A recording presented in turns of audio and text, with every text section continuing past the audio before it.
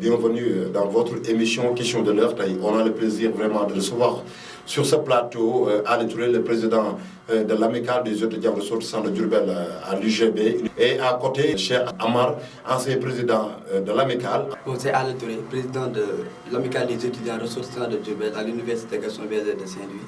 dañuy dem ci ki nga xamante ni vraiment mooy Cheikhouna Amar. Mor maa ngi lay ziar bu baax a baax di la jaajëfal ci invitation bi di ziar aussi le président Ali Touré di ko jaajëfal ci disponibilité bi depuis bi affaire bi amee gis nañ taxawaayam rafet na trop donc comme ni nga ko waxee Cheikhouna Amar actuellement étudiant à l'INSEPS de l'université Cheikh Anta Diop de Dakar. J'étais auparavant étudiant à l'université Gaston Berger de Saint-Louis. Je suis président de l'amicale des étudiants ressortissants de Diourbel à l'UGB, ex-président du collectif national des étudiants diourbellois et actuellement président du comité des sages de l'amicale des étudiants ressortissants de Diourbel à l'UGB. C'est ça question de l'heure noonu lay demee sama ñi nga xamante ni ñoom laa dala tey jii tey li ñu waxtaan yaakaar naa ne yëpp xam nañ ko mooy vraiment la mort de Fallou Sène. Fallou Sène nekk benn étudiant boo xamante ne nii moo ngi dëkk fii Diourbel dëkk Patar nga xam ne ñoo ngi ko boom fële ne la ci université bi. loo xamante ne ay affrontement la woon entre étudiant ak ñi nga xamante ne nii mooy force de l'ordre li ko waraloon yëpp nekk maanaam ay bourses yu ñu réclamé ay ngénte tubaab di jëlee li nga xam ne fital ñàkkee bakkanam tey jii nag Ali Touré bu njëkkaatee ci cas boobu ak ni mu demee woon yow mi nga xamante nii yow la yàlla fal yaay le nouveau président fraîchement élu tey lan mooy seen problème bi nga xamante nii moo gën a crucial au niveau de l'université Gaston Berger pour ñu bañ a amaat cas bi nga xamante nii gannaaw bi ñu génnee ca Bassirou Faye bañ a amaat benn cas boo xam ne mooy Fallou Sène. waaw Mor ñu ngi am mbégte bu baax si question boobu nga xam ne moom ngay laaj ndax solo la askan bi xam lu tax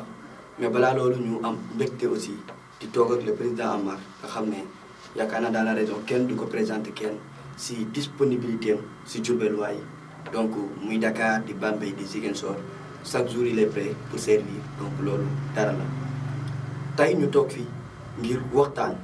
si suñu mbokk suñu xarit suñu àndandoo muy Fallou Sène mu ñàkk bakkanam si comme ni ma koy waxee si xare ndax jàkkaarloo ngir xeex li nga moom leen la war a jox loolu yombul. Université Gaston Berger dafa nekkoon ci depuis le président Sall Macky Sall moom moo joxe woon dogal pour ne dinañ di fay étudiants yi balaa le 5 yàlla def ñu dem ba le 14 ñuy xaar suñu bourse jotuñu ko c'est la coordination des étudiants de Saint-Louis moom mi kuréel gi nga xam ne moo tënk lépp luy saytu ci wàllu njàng mi ñoom ñoo am prérogative à l'université Gaston Berger wax ne nañ def activité pédagogique yëpp ñu def la cessation des activités pédagogiques mais comme ñun dañoo bëgg suñu université comme ñun dañoo xam ne njàng mi si lañ war a tënku ñu ne kat nan bàyyi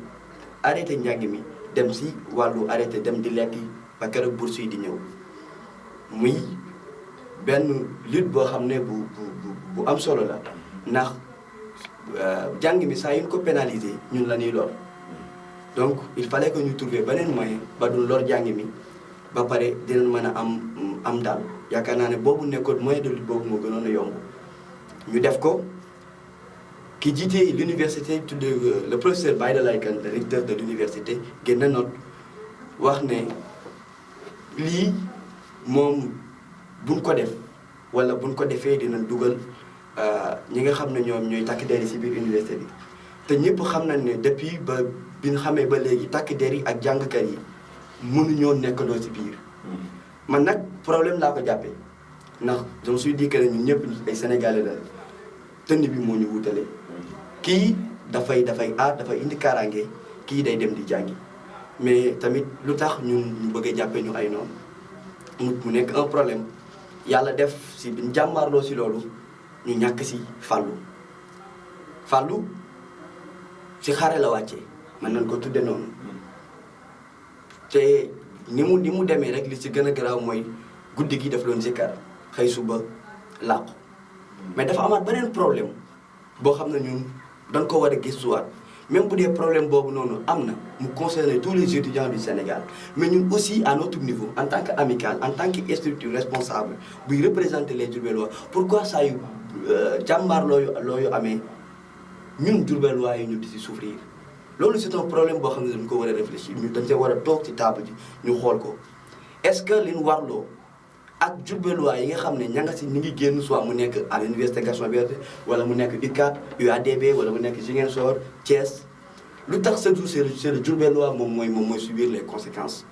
yaakaar naa ne Aly yaakaar naa foofu lañu teg suñu loxo dikkaat pourquoi Diourbel parce que ay slogan yu bees sax génn na ci Diourbel chaque fois seen doom mooy dee ci xare yeeg yooyu yaakaar naa ne ci la ñu dikkaat ñu laaj Amar tuuti ci question boobu nga xam ne yow laaj nañ la ko Amar ba nga fay jógee yow ci université bi bàyyi ma di nga xamante ni mooy ren yi nga bàyyi kaat ñeneen jël ko fi ba tey ji mu accès ci ki nga xamante mooy Aly Touré jàppoon na université Gaston Berger bu njëkk dëgg la c'était la qualité mais de plus en plus mooy gën di yàqu tey surnombre bi mooy gën a bëri 12 heures dafa mel ni daal université Gaston Berger léegi ak UCAD c'est la même chose. waaw Mor dëgg fa yàlla dama lay fekk si rek ci li nga xamante ni moom nga wax yoo xam ni université Gaston Berger bi nga xamante ni moom lañ xamoon ak université Gaston Berger xar kanam bi nga xam ne moom la am léegi wax dëgg fa yàlla wuute na trop. lu tax ma ni wuute na parce que je me rappelle bi may am bac bi mu fay orienté boobu wax dëgg fa yàlla université bi mbooloo mi mu am demeewu fa woon parce que à l'époque 9000 étudiants rek lañ fa woon tey jii ñu ngi ci 14000 étudiants te à l'époque boo amul woon mention au bac doo fa mën dem man je me rappelle bi ñuy def foofu en première année 75 la ñu woon donc c'était comme au lycée prof yi dañ lay xam et tout nga nekk en contact ak ñoom mais wax dëgg fa yàlla gis nañ que ni depuis bi nga xamante ni ki nga xam moom moo fa nekkoon recteur ñu jël ko daa koy def ministre de l'enseignement supérieur mi Mary Teuw Niane moom xoolut intérêt UGB mais intérêt état bi la gën di xool jël étudiants yi di leen fa gën di yóbbu de plus en plus xoolatul qualité bi xoolatul ko am mention et tout cela ak arrivé campus bi donc tey jii mën nañu wax que ni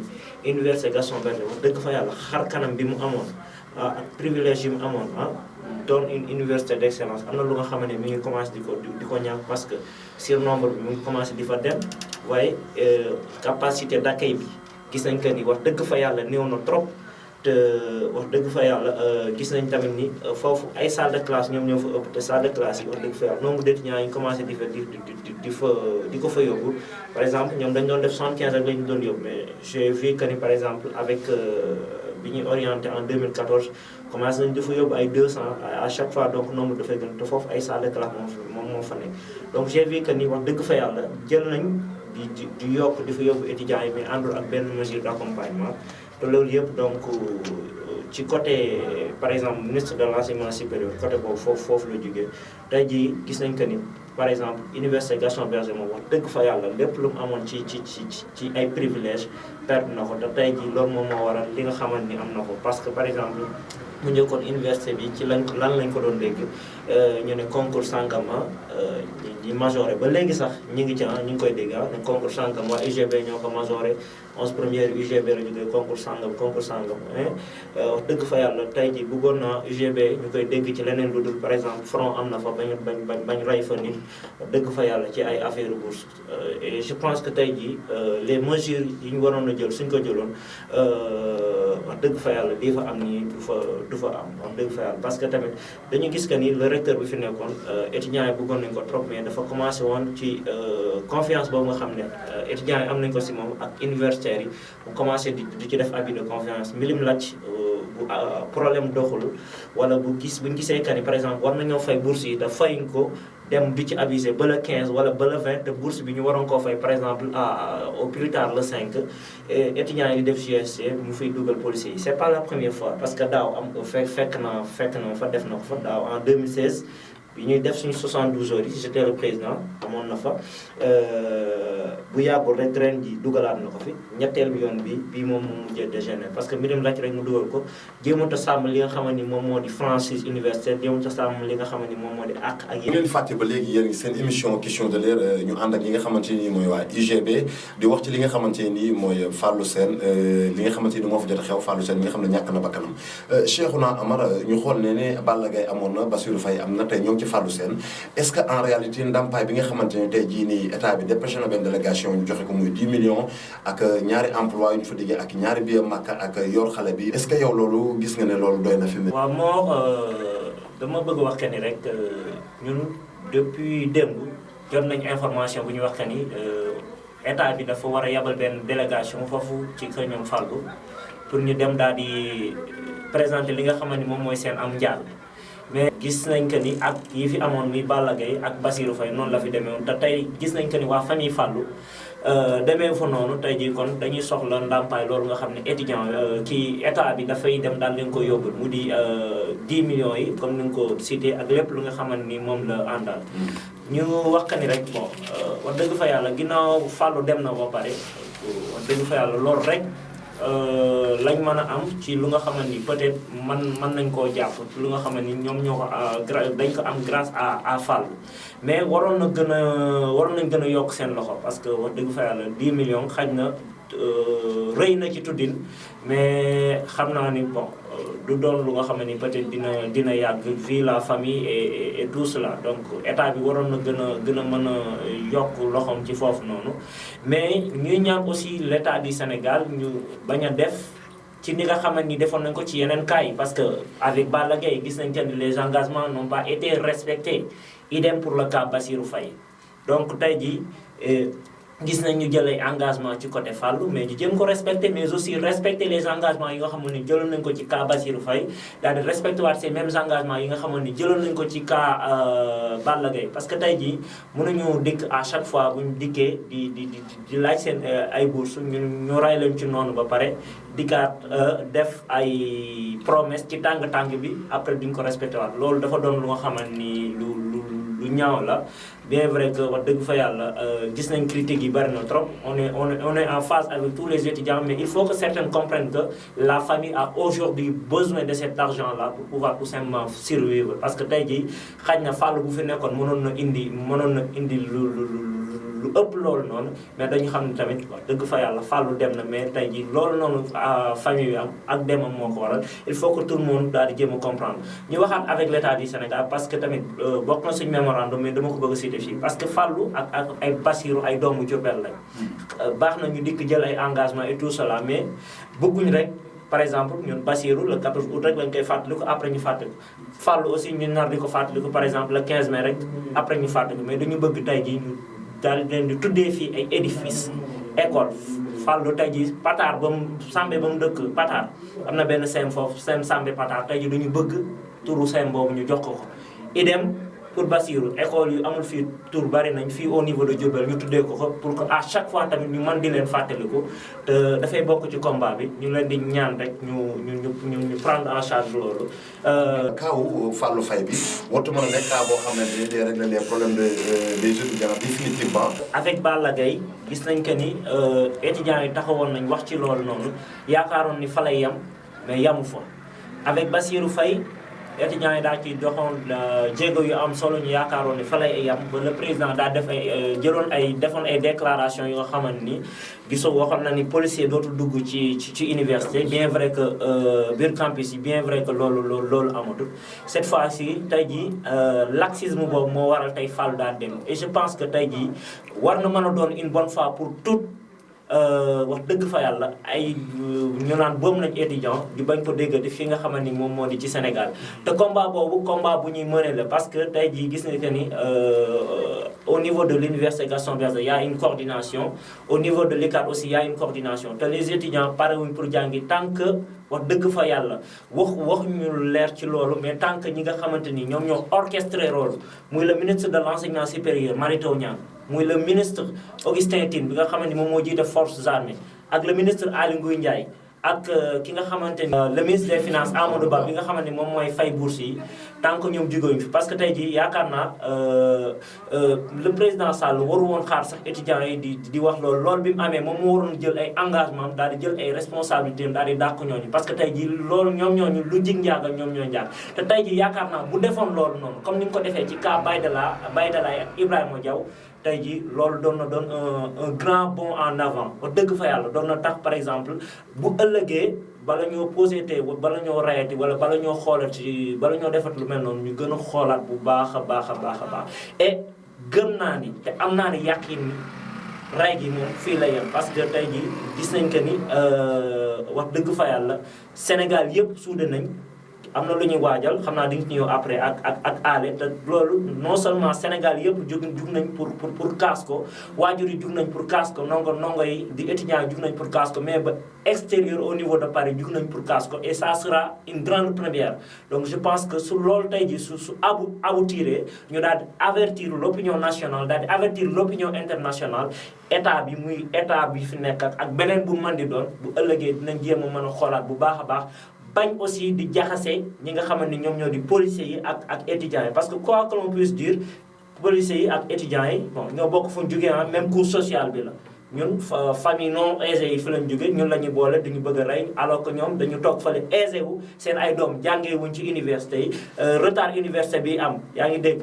année bi daal di anormal loolu ñoom wax dëgg fa yàlla laalu leen benn yoon grève yi am policier di ci gaañu ak étudiant di ci gaañu touché wu leen benn yoon donc ñun aussi ñu gën a mën a am maturité jéem a gën a rattaxal suñu diggante ak policiers yi parce que quoi que l'on puisse dire ñun ñoo bokk fu ñu ñibbi wax dëgg fa yàlla buñ xëyee dem ci université yi ñoom ñu xëy dem ci commissariat wala ci camp yi bu ngoonee aussi ñooy bokk fu ñu ñibbi suñu kër yi parce que suñu ay mag lañ suñu ay rakk lañ waruñu mel comme ay xaj ak muus mais dañu war a gën a mature parce que aussi quoi que l'on puisse dire étudiant bi dafa nekk ci ay droit am mooy lan dafa war a xëy di jot boursam bu ko jotut wàcc ci tali bi parce que il faut ñu comprendre que c'est le seul moyen bi nga xamante ni moom moo mën a tax ñu dégg ñu boo demee ci directeur CROUS Macky Sall moo ko fa teg du la déglu boo demee ci directeur bi nga xamante ni boo demee ci directeur Macky Sall moom moo ko fa teg ñoom lu état bëgg lay def mais tey ji bu ñu wàccee bloqué xaj na des fois dina am ay incidents yi mu indi mais incidents yooyu sax kenn bëgg ko parce que des fois bu ñu nekkee en foule en science politique on dit que la foule est folle Bachar disait aussi que l'opinion pense mal, elle ne pense pas. Des fois, bu ñu nekkee en foule kenn moom moo joxe benn avis duñ jéem a xool ba xam baax na ou pas mais bu ñu meree rek dañuy jéem a agir di jéggalu ci loolu noonu mais di woowaat état bi aussi mu gën a responsable li nga xamante ni moom mooy indi grève yi ñu jéem ko arrêter une bonne fois pour toutes muy retard de paiement des bourses nañ ko arrêter man si toutefois mort un problème de liquidité moom moo doon posé ma ni déedéet mais dañu gis que ni à chaque fois dañuy rey le suba 2 heures de temps après ñu verser bourse yi c'est pas un problème de liquidité mais c'est un excès de laxisme encore une fois. jërëjëf Cheikh Ahmad yaakaar naa ne moo ngi tànk excès de laxisme noonu la ko waxee parce que dëgg la tamit Diourbel yaakaar naa ne vraiment seen xol yi fi mu ne dafa tooy ñoom ñëpp a mer yaakaar naa aal yi duñ fi jóg di nga wax ñu tuuti li nga xamante ne mooy marché bi parce que suñu temps dam nañu suñu technicien moom ñu def kii marché bi lan moo tax ngeen jóg ko bëgg a def. waaw moo bala maa wax si marché bi danga may ma ñëwaat le président Cheikhouna Amar si li mu wax dafa am solo retard paiement des bourses bourse tax ñu si ñàkk ay frères te aussi bu ñu xoolee le cas bi décès bi amee même pas 4 heures de temps problème bi réglé nañ ko donc am na yenn yoo xam ne dañ ko war a seetaat si mbir mi mënuñu comprendre ay 35000 ñu si ñàkk ay bakkan donc te problème bi dañ ko war a régler si racine bi ñu jéem a régler problème boobu ñoom ils sont capables pour régler ce problème donc dara desul nan dem fi mu ko war a régler ñu régler ko te aussi n'oublions pas que ne tamit on a perdu Fallou Sène mais aussi y a des cas y a des chocs psychologiques bu am j'ai des camarades ñoo xam ne man ak ñoom ñoo jóge noo Gaston Berger jamono bii dañoo am des chocs psychologiques donc bëgguma tur wax seen tur fii mais tamit nan leen bàyyi xel bu baax te loolu état bi laa koy wax mais aussi nos autorités locales yi nañ jug si loolu ñu taxaw si ndax man bi ma demee kër hôpital dem seeti leen sama yaram dafa daw di wax ak sa camarade boo xam ne da ngay toog ba sa yàgg mu absenté wala nga yow yaa koy fëgg sax pour mu nekkaat loolu dafa daw yaram donc maa ngi leen si ñaan ñu jéem a taxawu ñooñu ndax bu leen taxawul jamono bii dina ëppi loxo te ñooñu dana war a delluwaat université ndax quoi qu'on puisse dire tamit lu coow li bari jàng bi day amaat j'invite au dialogue je l'ai toujours dit